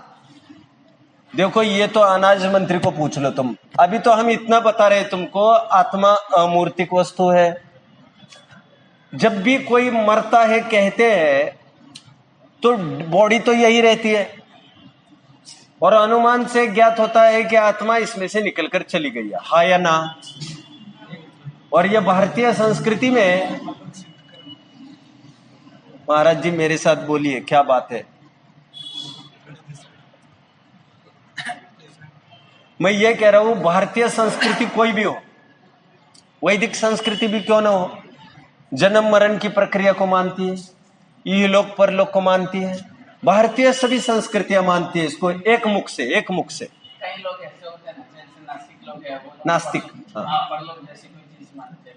या ऐसे भी बहुत सारे लोग बहुत अच्छा हैं जो लोग मानते ही नहीं। भस्मीभूतस्य देहस्य पुनरागमनम कुतः। आत्मा नहीं मानते, पुण्य पाप नहीं मानते, नास्तिक लोग। देखो मैं आपको एक बात कह देना चाहता हूं, नास्तिक एक भी जन अभी फिलहाल में नहीं है। नास्तिक जैसे कुछ कुछ गुणधर्म जरूर दिखाई देते हैं लोगों में, बट सर्वे ये कहता है कि नास्तिक समूल नष्ट हो गया है। इसका मतलब ये हुआ कि वे अभी नहीं रहे जो पहले थे। ऐसा जो मानता है, और होंगे भी कोई, हमें लगता होगा किसने देखा है प्रभु, किसने देखा है। देखो बुढ़ापे में अच्छों की सिट्टी पिट्टी गुल हो जाती है अपने अपने ठिकाना। उसमें क्या लॉजिक देते हैं? पुण्य पाप नहीं है, वो तो बोलते पंचभूत इकट्ठा हुआ। देखो लॉजिक सिंपल है जो हम देते हैं। कोई फुटपाथ पर पैदा हुआ, कोई राजमहल में पैदा हुआ, कुछ तो कारण होगा। 2 जनों को बाप पढ़ा रहा है, एक जन कलेक्टर हुआ, एक कंडक्टर भी ना हो सका, कुछ ना कुछ तो लॉजिक होगा। तो ये भिन्नता दिखा कर इहलोक परलोक का ज्ञान कराया जाता है। मैं तो अभी ये कह रहा हूं, मरे के बाद सभी जन एक बात कहते हैं, राम नाम सत्य है। भारतीय संस्कृति में ऐसा ही है ना? मुसलमान भी राम नहीं कहता होगा, वो और कुछ कहता होगा। 2 निर्जीव पत्थर पड़े और एक प्रतिमा बना और एक फुटपाथ बना, तो उसमें कोई काम क्या? ना कुछ नहीं। वो तो बोली भाषा है, उदाहरण मात्र है। तो जैसा ये लॉजिक दिया कि एक राजा बना एक फुटपाथ पे, पत्थर का कुछ नहीं इसमें, दोनों एक इंद्रिय। हमने ऐसा एग्जांपल देते लोग देते, मैं जानता हूँ। क्या करना? क्या है? एक फूल वो है जो अर्थी पर चढ़ता है, एक फूल वो है जो भगवान पे चढ़ता है, दोनों फूल एक ही बगिया में खिलते हैं, अपनी अपनी करनी का फल सबको मिलता है। देखो ये बोलने की भाषा है, वो एक इंद्रिय बेचारे, उनके सुख की क्या बात है। किसी प्रकार सिद्धों की महिमा लाई जाती है, वो कैसे लाई जाएगी? जीव और शरीर अलग अलग है, ये पहले सिद्ध करना है, और कुछ चिन्हों से सिद्ध किया जा सकता है। आजकल साइंस भी सोल, मैटर, यह सब मानने लग गए हैं, तो this is no more a problem now. आत्मा अलग है, शरीर अलग है, ये उसको रियलाइज कराया जाए। शरीर में रोग होने पर जो हीनाधिक दुख हो रहा है 4 जनों को, उसे तय हुआ कि बाहर की परिस्थितियों से दुख नहीं होता। हमारी आशा और अपेक्षा तय करेगी कितना दुख होगा। जितनी हमें एक्सपेक्टेशंस रखते हैं उतना मात्रा में हमें दुख होता है। नहीं, इससे आत्मा की सिद्धि तो नहीं होगी ना, वो तो मेरी सोच के ऊपर डिपेंड है। मेरी जितनी पॉजिटिविटी होगी उनकी वजह से मैंने ये तय किया है कि कुछ नहीं, हो गया तो हो गया, उसमें कौन सी बड़ी बात है। 50 लाख का भी नुकसान हुआ, किसी को 5,000 का नुकसान हुआ, वो परेशानी हुआ, और मेरे को 5 करोड़ का भी नुकसान हुआ तो मैं कोई परेशानी में झेल नहीं रहा हूँ। न, मैं स्थूल उदाहरण दे रहा हूँ महाराज जी। मैं तो ये कह रहा हूँ ये बात सिद्ध हो सकती है, कर सकते हैं, हम उसके गले उतार सकते हैं कि शरीर अलग है और जीव अलग है। क्योंकि जो सड़ता गलता है और एक जानन जानन देखने वाली वस्तु है। देख, कल बीमार की हालत, जानन जानन क्या है, ये सबसे बड़ा प्रश्न। जानन जानन परिणति मतलब जानना जानना जानना जानना, ऐसा जो टिमकार प्रत्येक समय में हो रहा है। हाँ, क्या जानना क्या है? जानना ये हमारा स्वभाव है, हम जानते ही है प्रत्येक समय में। टू नो ये पूछ रहे हैं, ये प्रश्न ये है, ये होता है ना, तो ये पता चलता है, ये समाचार की बुक है, ये पुस्तक है, ये टेबल है, ये बाटली है, ये वो है, ये तो सब जानते रहते हैं। दुनिया भर के सारे नए को जो सामने आता है ना, तो उनको तो मैं जान ले रहा हूँ, वो तो पता चलता है। लेकिन विदाउट ये जानन का जो स्वभाव है वो क्या है? विदाउट ज्ञान कभी होता ही नहीं है। नहीं तो विदाउट, पहले तो आप बोल रहे थे विदाउट ये ही क्या होता है, और आज बोल रहे हैं विदाउट ये ज्ञान ही जानते। मैं तब भी सही था, सही तो मैं आज भी हूँ। मैं मना नहीं कर रहा हूँ कि आप उपयोग के साथ बोल रहे हैं। मैं ये कह रहा हूँ जब भी ज्ञान और ज्ञेय ये दोनों शब्द ही एक दूसरों के सापेक्ष है। हमने कहा ये पति है, तो दूसरा प्रश्न क्या होता है? किसका भैया? पत्नी कौन है इसकी? मामा, हमने किसी को मामा कहा तो ये बात तय हुआ कि भांजा है इसका कोई, हाँ या ना? ज्ञान, ज्ञेय शब्द ही ज्ञान सापेक्ष है, ऐसा कभी नहीं होगा। अच्छा, आपने ऐसा कोई दर्पण देखा है जिसने कभी किसी को नहीं झलकाया हो? मैं ये नहीं कह रहा हूं पदार्थ है इसलिए वो झलका रहा है, झलका रहा है वो अपने अपने स्वभाव से, बट ऐसा कभी प्रसंग ही नहीं। अच्छा, आप एक काम करिए, दर्पण को अच्छे से कपड़े से बांध कर एक सूटकेस में रख दीजिए, फिर देखते किस किस को झलकाता है। क्या होगा महाराज जी? नहीं झलकाएगा किसी को। कपड़े को झलका रहा है कि नहीं? ऐसी कभी कोई बात होगी कि दर्पण झलकाएगा ही नहीं? तुम सर को तुम पीछे हटो, तुम पीछे हटो, फिर देखो किसको झलकाता है। ये देखने के लिए तुम हो क्या वहां? दर्पण कहती उसको है जो वस्तुओं को झलकाता। आदर्श, आदर्श, आदर्श शब्द है ना, दर्पण का नाम है आदर्श। आदर्श मतलब जो चहु ओर से दिखाता, झलकाता। ज्ञान है तो ज्ञेय तो है ही। उस दिन आपने पूछा था खव पुष्प का ज्ञान होता है कि नहीं, आपका प्रश्न था असत वस्तु का ज्ञान होगा कि नहीं। मैं ये कह रहा हूं ज्ञान है तो कुछ ना कुछ ज्ञेय तो झलकता ही। ज्ञान कभी भी झलका रहा है तो कुछ ना कुछ तो झलका रहा है। तो ऐसे हमें लगता है कुछ नहीं, ऐसा जो तुम्हें लग रहा है कुछ विचार होगा, कुछ होगा, अथवा तुम्हारे ज्ञान का ज्ञान नहीं बन रहा होगा। अच्छा, तो वस्तु का गेज है वो उसमें झलक रहा है, ऐसा है? ऐसा मैं लिख सकता हूँ, गणेश से ज्ञान होता है। ज्ञेय की उपस्थिति में ज्ञान अपनी सामर्थ्य से होता है महाराज जी। गणेश की उपस्थिति ज्ञेय है इसलिए ज्ञान है, एम नथी। ये क्या है? हाँ, ये क्या है? ये एक पात्र है। पात्र है। जिनको ज्ञान नहीं होगा, इनको क्या किस रूप से बोला जाता है वो तो कुछ नहीं बोलेगा, ये होने के बावजूद भी नाम नहीं जानता। नाम नहीं जानता है।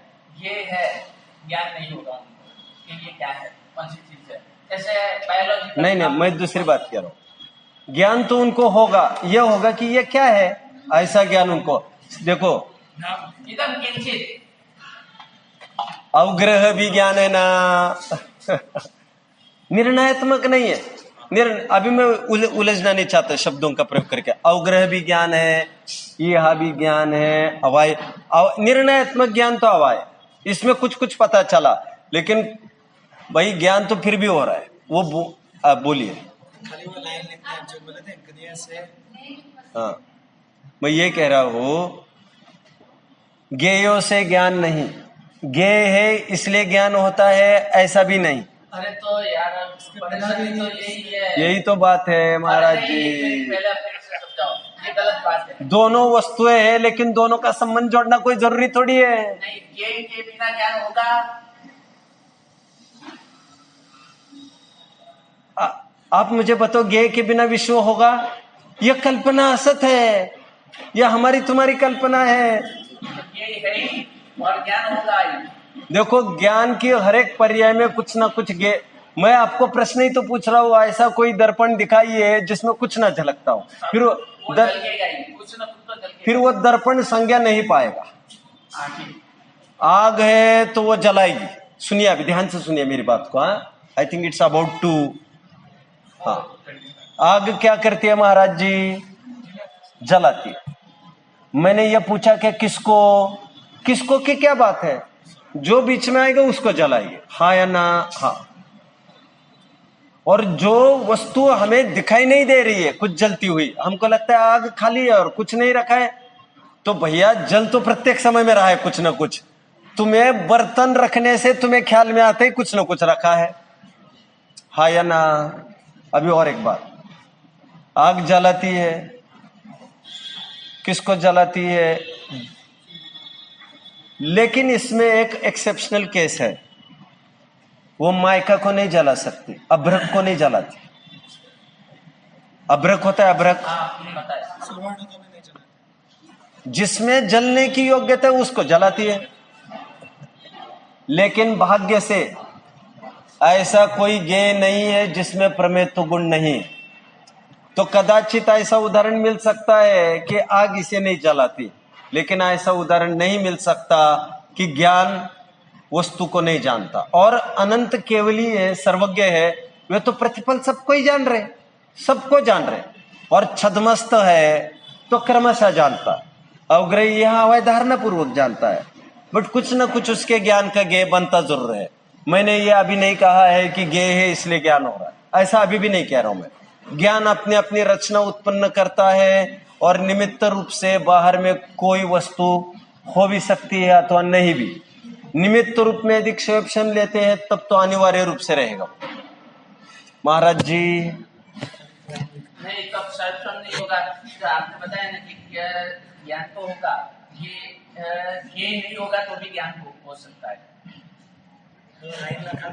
ज्ञेयों से ज्ञान होता है ऐसा नहीं, हाँ। ज्ञेय के कारण ज्ञान होगा ऐसा नहीं। हाँ, ये नहीं होगा उनका मतलब ये भी निकल गए ना कि ये नहीं है, वो उनके बाद ये नहीं होने के बाद भी ज्ञान तो हो सकता है। हाँ, बिल्कुल हो सकता है। हाँ, तो बाहर का ज्ञेय, हाँ, बाहर का ये नहीं है उनके बाद भी ज्ञान हो सकता है। कैसे? संशय विपर्यासान अध्यवसाय क्या है? होता ही है, जो नहीं है वही ज्ञान हो रहा है उसको। लेकिन ये तो है ना उनके आधार ना उनके आधार पर तो संशय हुआ। ये पेन है कि पुस्तक ये तब उठेगा जिस दिन ये मेरे सामने होगा, तब तो ही संशय होगा, तो ही विपर्य होगा, अन्यथा मैं तर्की कैसे लगाऊंगा? ये अशोक वाटिका में सीता बंदिष्ट है। हनुमान को ये काम सौंपा गया, तुम जाकर हाल अहवाल देख कर आना जरा। और हनुमान वो पहला व्यक्ति था जिसने पहला डाइव लेकर ये खोज की कि सीता यहाँ पर है, हाँ या ना। वो जब रामचंद्र जी के पास पहली बार लौट के आया तो उसने तो यूरेका यूरेका, भाई सीता मिल गई मिल गई मिल गई। वे कहाँ है? बोले वहां पर है पाताल लंका में, लमन समुद्र पार करके फलाना आदि आदि आदि। अच्छा, कहाँ है, कैसी है, क्या चीज है वो? बोले एक अशोक वाटिका है। बोले जिस अशोक वाटिका पर मैं बैठा था उसके लाल लाल फूल थे। बोले ये बदमाशी कर रहा है ये। बोले अशोक वृक्ष के कभी लाल फूल होते ही नहीं है। मैं सच्ची कह रहा हूं, सच्ची कह रहा हूं। भैया तुम्हारे सच्ची कहने से तो ऐसा तो है ही नहीं ना। बात यह है कि उसके फूल तो सफेद ही होते, लेकिन हनुमान गए तो था, उसको लाल दिखे तो थे। कैसे? क्योंकि इतना गुस्सा आया था उसको। लोक में कहते हैं ना, आंखों में खून उतर आया। वो वर्णन आकर उसका कह रहा है ये लाल फूल थे। चूक गया, ज्ञ से ज्ञान नहीं होता है। अभी नहीं, ये भले ये गलत ज्ञान हुआ, आखिर ज्ञान फूल थे जिनकी वजह से लाल दिखाई दिया। विदाउट फूल उनको ये भी पता नहीं चलता। महाराज जी, बिना फूल के भी फूल का ज्ञान हो सकता है। तो हो सकता है, वो केवल प्रत्यक्ष ज्ञान जिनको बैठा हुआ है उनके लिए कोई विषय की ना ना ना ना ना, प्रत्यक्ष को कैसे ज्ञान होगा इसका? संशय विपर्यास अनध्यवसाय। संशय तो आप- कोई चीज होगी तो आप- अपेक्षा में वो संशय होगा। आप सोचिएगा। ये कैसे सोचूं? वो तो कोई गया थी पास थे, वो पास मैंने કોઈ કે તો હતું ને જેના બળ ઉપરમાં તમે નક્કી કર્યું. અરે કાંઈક ને કાંઈક વસ્તુ ગઈ છે, એમને થોડી ને કલ્પના મૂકી છે. કલ્પના વગર એમને થોડી થાય. કોઈ કે પસાર કર્યું ને महाराज जी बी प्रैक्टिकल। मुझे बहस हुआ, किसी ने मुझे आवाज दी। किसने आवाज दी मुझे? अरे जाकर सो जा, मत परेशान कर हमको। किसी ने आवाज नहीं लगाई तुमको, तुम्हारे मन का अपना वहम है ये। ऐसा होता है या नहीं? और 10 बार आवाज लगाओ और आदमी सामने खड़ा, उस तक कान आवाज नहीं पहुंचती। डॉक्टर साहब को उनकी पत्नी ने एडमिट कराया अमेरिका में, कान का चेकअप कराया। मैं सच्ची घटना सुना, डॉक्टर हुकुमचंद जी बहरील की मैं बात कर रहा हूं। और डॉक्टर साहब इसे प्रवचन में कहते थे, बोले मेरी पत्नी ने कई डॉक्टर्स को भारत में चेकअप कराया, मेरे को मेरी इच्छा नहीं थी फिर भी कि इनके कान को चेकअप कराओ, इनको सुनाई नहीं देता। विदेश में भी चेकअप कराए, उन्होंने कहा कान तो अच्छे इसके इनके, लेकिन कहते हैं पत्नी इतनी आवाज देती है और मैं मेरे स्वाध्याय में रहता हूं, मुझे सुनाई नहीं देता। वो उपयोग का भोग होता है, उपयोग का। और मैं आपको दिखाऊं, चंद्रमा में हिरण दिख रहा है? हाँ दिख रहा है, सब दिख रहा है। चलो अभी घर दिख रहा है, घर हाँ दिख रहा है। वो तो जो दिखाएंगे आप तो बोलो वहां पर क्या दिखाना, हम दिखा देंगे। तो देखो ऐसा है, ज्ञान रचना अपनी अपनी करता है। मोटा 99.99% ऐसा होता जरूर है कि सामने चश्मा है और चश्मे का ज्ञान हुआ, तभी तो भ्रम पैदा होता है कि ज्ञेयों से ज्ञान होता है। क्योंकि इतनी देर के लिए ज्ञान नहीं था और एकदम सामने लाए ज्ञान हो गया, हट गया, ज्ञान हट गया। क्यों? अभी कोई आकर ये कहेगा आंख दबाकर कौन है पहचानो, कौन है पहचानो, तो हमें ये लगता है उजाले से। अभी हाथ रखने भर की बात थी, उससे पहले हम ये कहते तो हाथ हटा पहले, फिर हम बताएंगे तो हाथ। ज्ञेयों से ज्ञान नहीं, ज्ञेयों में ज्ञान नहीं है, भिन्न भिन्न सत्ता नहीं कोई किसी में कही। अच्छा, दर्पण में ऐसा कभी नहीं होता, लेकिन दर्पण में जो सामने वस्तु होगी वही झलकाएगा। लेकिन चेतन में जरूरी नहीं है, क्योंकि चेतन के पास एक उपयोग है, उपयोग। और दर्पण वर्तमान काल को ही झलकाता है, ज्ञान त्रिकाल को झलका सकता है। दर्पण सामने वाली वस्तु को झलका सकता है, दर्पण के पीछे कुछ रखो तो थोड़ी ना झलकाता है। उदाहरण एक देश है, गेयों में उपस्थिति में खुद के ज्ञान से, ज्ञेय की उपस्थिति में ज्ञान ने स्वयं अपनी रचना की। ज्ञान ने स्वयं ये की उपस्थिति में हाँ, ज्ञान ने स्वयं की। ज्ञेय की कृपा से ज्ञान होता नहीं। ज्ञान ने स्वयं अपने को जाना। मैं नहीं है,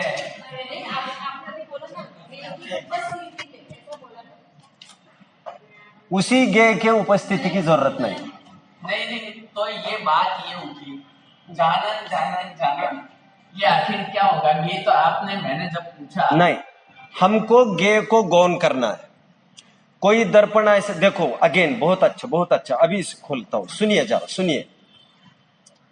ऐसा कोई प्रसंग आएगा नहीं जब दर्पण में कोई वस्तु झलकती दिखेगी नहीं, हाँ या ना? हाँ, ऐसा कोई प्रसंग आएगा। लेकिन अरे फिर से क्या बोले, ऐसा कोई प्रसंग आएगा नहीं कि दर्पण में कुछ झलकेगा नहीं। हाँ ठीक है। लेकिन झलकने में आने वाली वस्तुओं को गौन करके केवल दर्पण को मुख्य करता यदि आपको आया तो उसी प्रकार आ सकता है कि नहीं? पहला प्रश्न, आ सकता है कि नहीं? मैं बताता हूं, मैं समझाता हूं। रोजाना दर्पण देखते हैं हम, तब हम दर्पण के लिए नहीं देखते हैं, अपने चेहरे के लिए देखते हैं, बल्कि दर्पण में स्वयं को देखते हैं, अपने को देखते हैं। परंतु जब हम दर्पण खरीदने के लिए दुकान में गए थे तो उस दिन हम दर्पण देख रहे थे, अपने को नहीं देख रहे थे। लेकिन अपन झल के बिना तो रहा नहीं जा रहा था। बात तो सही है, मुख्य गौन की बात है। एक भूल तो हम जिंदगी भर करते आए, धूल तो चेहरे पर थी और आईना साफ करते रहे। जब भी हमें कुछ चेहरा ब्लंट दिखता है तो चेहरे में कुछ नहीं करना होता है, तो दर्पण ठीक करो तो वो साफ साफ झलकाता। जब दाग दिखे तो दर्पण में कुछ नहीं करना होता है, करना यहाँ होता है। ज्ञान कभी भी ऐसा नहीं होगा कि कोई ज्ञेय ना झलकता हो, बट हमें ज्ञेय आकार को मुख्य न करके ज्ञान को मुख्य करना है।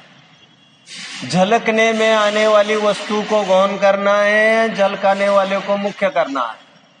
गौर से देखिए तो जिस समय में फूल पत्ती आदि झलकने में आ रहा था, उस समय में ज्ञान भी झलकने में आ रहा था। एक मिनट। मैं सचिन जी को जान रहा हूँ, तो उस वक्त मैंने सचिन जी को जाना, तो ये सचिन जी को हटाया और फिर मैंने अपने आप को ये ज्ञान को जानने का प्रयास किया। तो ज्ञान को जानने का प्रयास मतलब क्या करने का? सचिन को हटाने का मतलब ऐसा नहीं है सचिन तो बाजू में सरक जा, ऐसा नहीं। सचिन तो वो अपने ज्ञान का कमाल है, किसको मुख्य करना, किसको गौण करना, वो समझ में। हाँ, इसको मुख्य, इसको गौण कैसे बनाया जाता है? सामने वाली वस्तु हटेगी नहीं। हाँ, और हमारी दादागिरी भी नहीं चलेगी लोक में। मुझे गुस्सा आता है, तुम मेरे सामने मत आया कर, गंदी शक्ल लेके आया मत कर। ये तो नहीं चलेगा। लेकिन हम अपना उपयोग हटा सकते, ये तो हो सकता है। और उपयोग हटाने के लिए आंख हटाने की जरूरत है, ऐसा भी नहीं। हाँ ठीक है। ये क्लाइमैक्स है समझने का, चरम सीमा है। नहीं तो मैं कैसे जानूं? अरे भाई नहीं, एक मिनट। सचिन जी के ऊपर नजर रखा है, सचिन जी को हटाने की जरूरत नहीं है, नजर भी हटाने की जरूरत नहीं है। हाँ, दोनों सामने बैठे हैं, नजर भी सामने है, सचिन जी भी सामने है। और सचिन जी को गौण कर मैं अपने आप को जानूं कि मैं ज्ञान स्वरूप हूँ, तो ये ज्ञान स्वरूप क्या हुआ? ये उपयोग, दो उपयोग है। एक ज्ञेय को हटाकर जो उपयोग रखना है, वो कौन सा उपयोग रखना है? देखो, जब आपने ये कहा मैं सचिन जी को जान रहा हूं, तो उस समय में सचमुच आप सचिन जी को ही नहीं जान रहे, आप उस समय में स्वयं को भी जान रहे। कैसे? जिस समय में आपने जाना कि ये सचिन है, उस समय में आपने ये भी जाना कि ये मैं सचिन को जान रहा हूं। परीक्षा मुख सूत्र के दूसरे अध्याय का शायद 8वां सूत्र होगा, घटम अहम आत्मना वेदमी। मैंने ज्ञान के द्वारा घट को जाना। जिस समय में हम वस्तु को जान रहे, उस समय में हम स्वयं को भी जान रहे हैं, स्वयं को उस वस्तु को जानता हुआ जान रहे। एक समय में एक उपयोग रहता है, एक समय में एक उपयोग रहता है। उससे में आपको भेद विज्ञान करना है। आपको किसको मुख्य करना है? अनादिकाल से ज्ञेय मुख्य होता जा रहा है। देखिए, सुनिए ना, सूरज की किरण आई, डब्बे पर पड़ी, डब्बे को ही प्रकाशित नहीं किया, साथ में उस उजाले ने स्वयं को प्रकाशित किया कि मैं हूं। तुम्हें डब्बे को देखने की जरूरत तो नहीं थी। जो आदमी को सुबह 6:30 बजे उठना है, तो उसने रजाई नीचे ले ली और केवल आंखें घुमाएगा। वो अलमारी नहीं देख रहा है उस समय में, वो ये देख रहा है हाँ दिन हो गया है। किसको मुख्य करना, किसको गौण करना, यह हमें बखूबी आता है। वो हमको ज्ञान से करना है। नहीं, वही बात, ये को गौण कर ज्ञान को मुख्य करना है। ये बात तो समझ में आई कि ये प्रक्रिया ऐसी करनी है, लेकिन ज्ञान को मुख्य करना कैसे और किस रूप से ज्ञान को मुख्य करना है, वो प्रक्रिया को पहले समझाओ।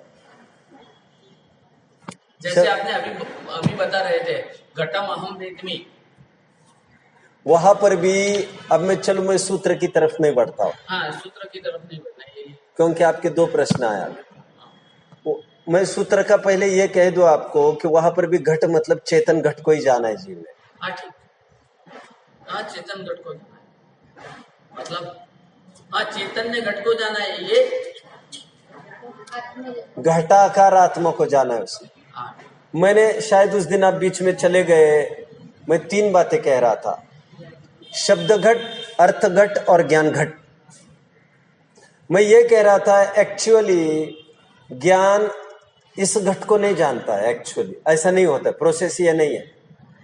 सर्वभावांतर छिदे पद में मैं ये बोल रहा था, एक्चुअल ज्ञान को ही जानता है। ज्ञान में जो घट की इमेज बनी है उसी को जानता है, और बाहर के घट का और इस घट का निमित्त नैमित्तिक संबंध है। ओके, ज्ञान अपने ज्ञान में जो घट की इमेज बनी है उनको ही जान रहा है। उस दिन आप चले गए थे, तो मैं और एक उदाहरण दे रहा था। मैं ये कह रहा था कि आजकल डॉक्टर्स भी ये कहते हैं, जो हमें आंखों से दिखाई देता है वो आंख नहीं देखती बाहर की ओर। ऐसा नहीं, आंख यहां पर बनी इमेज को पढ़ती है। ऐसा मैं उस दिन कह रहा था, रेटिना पर इमेज बनती है, और वो ठीक करने के नाम पर रेटिना को, पंकज भाई ऐसा ही है या नहीं पता नहीं? अरे कहा हो, आप तो मुंबई में रहते हो।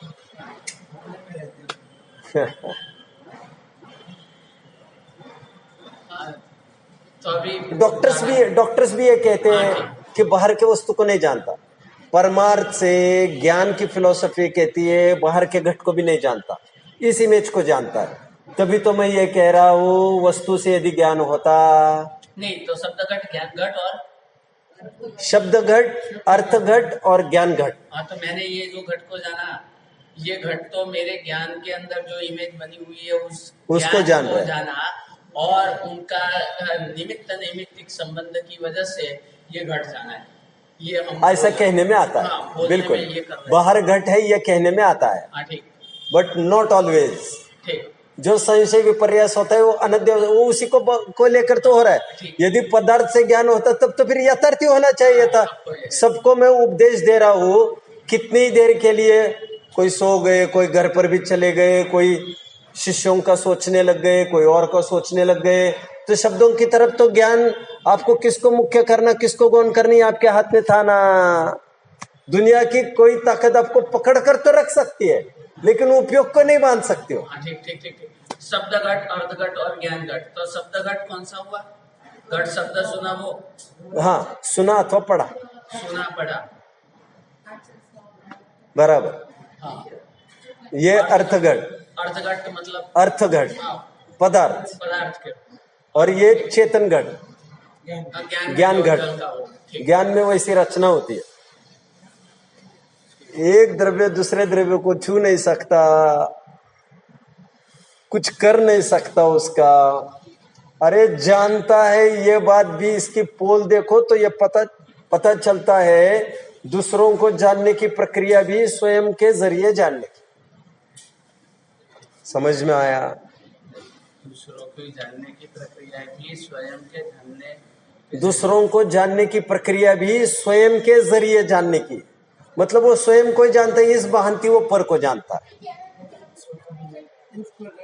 मैं ये नहीं कह रहा अभी पर को जानता ही नहीं। क्या है?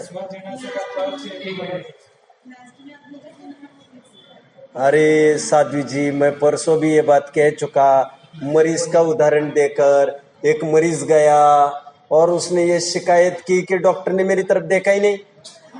अरे भैया, तुम्हें ही तो देख रहा है वो 2 घंटा, रिपोर्ट देख रहा है, मतलब तुम्हें ही देख रहा है वो। तुम्हारी शक्ल कोई देखने लायक नहीं है जो तुम्हें देखना है वहां पर। वो सब रिपोर्ट से MRI वगैरह जो आया है, CT स्कैन जो है, वो देख रहा है वो मरीजों को देखने का तरीका ही है। ठीक उसी प्रकार मैं सब उदाहरण देकर समझा चुका। शायद महाराज जी तब नहीं थे, नहीं ये उदाहरण तब नहीं थे, ये तो ख्याल में है, लेकिन उदाहरण के टाइम में भी आप नहीं थे। ये सब मैं बोल चुका एक्चुअली, ये सब मैं बोल चुका एक्चुअली। लेकिन कोई बात नहीं, मैं बार बार भी बोलूं तो कोई फर्क नहीं पड़ रहा है। ये तो और 10 बार मुझे बोलना पड़ेगा। देखो, और एक बात, आध्यात्मिक ग्रंथों में चाहिए रिपीटेशन। बस एग्जैक्ट, वो तो है, तो एक ही बात अपने आप को। भावना ग्रंथे, जैसे आचार्य देव का वर्ड है समय सार की टीका में, भावना ग्रंथे पुनरुक्ति दोषा भावात। 2 जगह रिपीटेशन दोष नहीं माना जाता। एक तो भक्ति साहित्य में भगवान भगवान बोलते जाओ, चलेगा। अरे अभी तो बोला, लेकिन बार बार आता है वो भक्ति साहित्य में। और एक भावना ग्रंथों में, और यह भावना ग्रंथ है, आध्यात्मिक ग्रंथ, रिपीटेशन मांगता है, ये घुटाई मांगता है। जैसे प्रायोग्य लब्धि की बात है ना आत्मिक स्तर पर, उसी प्रकार भाषा के स्तर पर रिपीटेशन मांगता। बार बार उस चीज को बोला जाए तो थोड़ा दरवाजे खिड़कियां खुलती जाती है। शेष चर्चा हम अरे नहीं, करते बाद में नहीं करने का है, अभी 2 चीज। अरे मुझे जाना है। पंडित का बोला था, नहीं मुझे पंडित का अपना अर्थ बताया। पंडित अच्छा, वो सुनिए नहीं, मैं तो लाइन बोला था, देखो सुनिए। पाषाणेषु यथा हेम, जिस प्रकार स्वर्ण पाषाण में सोना है कि नहीं है, दुग्ध मथे यथा घृतम, जैसे दूध में घी है, जैसे स्वर्ण पाषाण में सोना है, जैसे दूध में घी है, जैसे तिल में तेल है, उसी प्रकार यह उपचार का कथन है। इस देह में भगवान है। जिस प्रकार लकड़ी में आग है। एक मिनट, ये उपचार कथन क्यों है इस देह? उपचार इसीलिए क्योंकि दूध और घी तो तन्मय है, मतलब उसी से बना है। ठीक।